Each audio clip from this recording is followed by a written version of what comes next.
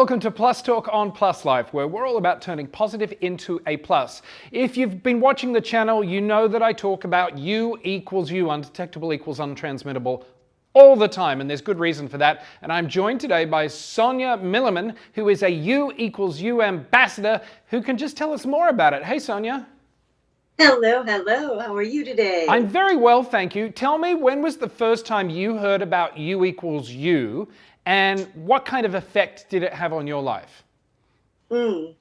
Honestly, the very first time I heard of U equals U is the moment I was diagnosed in June of 2016. And my doctor told me upon diagnosis, don't worry, because U equals U, you're not going to be able to transmit it anymore. And that made an astounding effect on receiving my results, because that was my biggest fear, was that I could harm another person. And so knowing that once I started taking my medication, if I stayed adherent, that I couldn't harm another person, I was ecstatic. I was like, yeah, I can still have sex and not worry about it. So right from the moment I was diagnosed. So U equals U, again, undetectable equals untransmittable. It means that if someone is HIV positive, they get on their meds, they get the virus down to such a level in their body that it's undetectable, thus untransferable or untransmissible.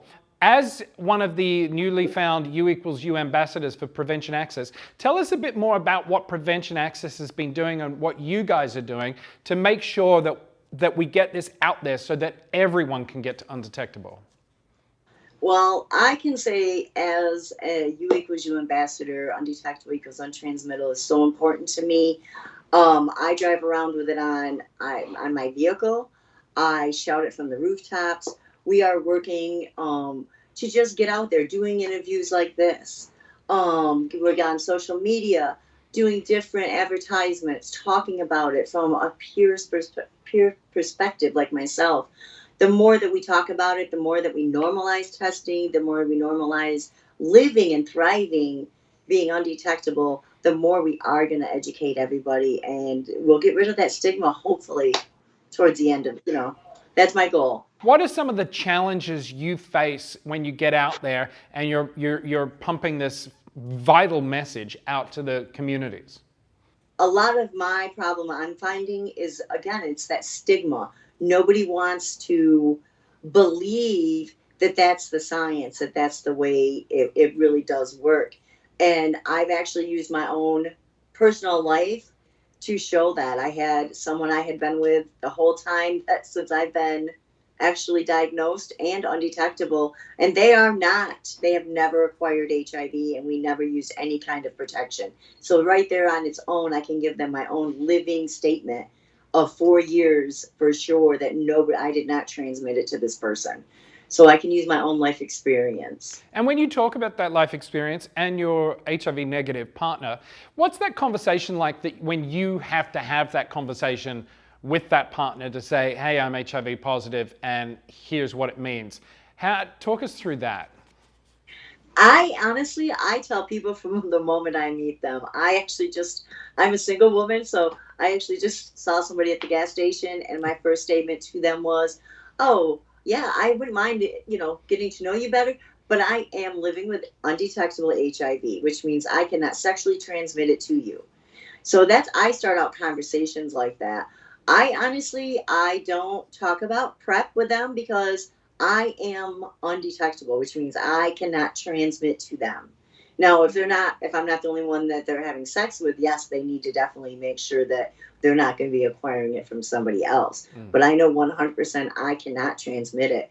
And I just let them know that, and go from there. And what are some of the obstacles that you've come up against, like when talking to people? Because as you said earlier, there's a lot of people who go, they just want to, I guess the stigma is so ingrained in us, right? We've had 41 years of stigma. And then only in the last sort of 3 or 4 years, when the World Health Organization and the CDC and every sort of leading scientific journal has accepted U equals U.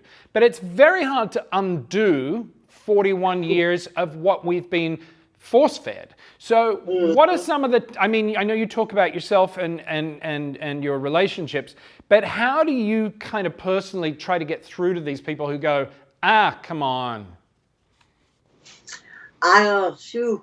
I just keep talking. I'm a very blunt and outspoken person, so I really get personal. I just don't know how else to do it but to get very personal. And I try to normalize everything. Well, I don't have to worry about that, I hear. Well, I still don't trust that. Here, Mm. I got proof. I can send you documentation. I offer up as much information and scientific, I should say, information to the people that I can give. And it's hard if you're just standing there having a conversation. I always give them my card and tell them, if you have more questions, call me. And again, I talk to everyone about U equals U. My daughter laughs before I even actually came out and was talking about my status. I would talk to anybody, anywhere. I will talk about U equals U. So word of mouth is going to get it. And do you believe that the U equals U message played a proponent in you being able to be so open and public about your HIV? 100%. 100%. Because I don't feel I can't harm anybody. So I'm out there jumping for joy. And I wanted to make sure everybody does. And it definitely changed because 21, I should say 25 years ago, I actually got a phone call from a dear friend of mine telling me she was living with HIV. I named my daughter after her.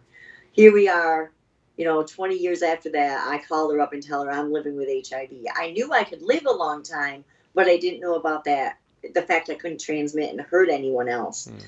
So I had to, I don't know. I'm just excited about the fact that I know that we can't harm anybody. And just talking is just going to get us there. I think it's just going to be a word of mouth and screaming it from the rooftops. Yeah, and I know that you work for the Capital Area Reentry Program. I do. You've got the shirt on there. So I can imagine that being able to talk openly as someone living with HIV and undetectable plays a big part in helping a lot of these people with reentry and a lot of their sort of backstory too, doesn't it? Yes, it does. Because we are a Be Safe syringe program. So we work a lot with just trying to use all of our experience, and because we all are peers here, and unfortunately, some people say unfortunately, I say fortunately, I also am a thriving, recovering addict as well. So I can use all of my experiences all wrapped into one to explain, and people I think take it from me a little bit easier because they know I'm very open and I have the all around background with it. And Yeah. the intersectionality is amazing. People don't understand how much there is intersectionality. Well, especially when, a lot of us are diagnosed and until U equals U came around, we were kind of went, well, that's it. My options are now very limited. It's either other people with HIV who are HIV positive or kind of be alone, I think a lot of us thought. And that drives a lot of people, myself included in the past, into some pretty dark places in our lives where drug abuse can certainly really take hold, right? Yes, definitely. And, I'm not going to lie. I actually put down my crack pipe, my addiction, approximately about 4 years before I was diagnosed. And myself, I was afraid I was going to fall back down into that. Because it was devastating. But thankfully, I got involved with peer education right away, got involved with Positive Women's Network.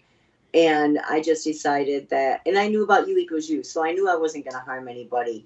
But honestly, I got that phone call. And my first statement was, well, there goes my sex life. Then I Right. went to the doctor. They told me that. And I was like, wow. And they have not stopped knocking. And it's funny because I actually I'll be like, okay, I don't really like that one. So I'll be like, oh, I'm living with HIV. Yeah. And they'll be like, well, are you undetectable? And I'm like, well, shoot, we've done too good of a job. Yeah. Well, But I'm glad we have. yeah. So not only is U equals U, just the science behind it is phenomenal, but it really is the messaging behind it as for hope for newly diagnosed people or even people who've been living with HIV for a long time. When we get given Correct. I always talk about it's like someone gave me the keys to the handcuffs that I felt were slapped on me when I got diagnosed, and then U equals U kind Yes. of threw them away, right? 100% threw them away.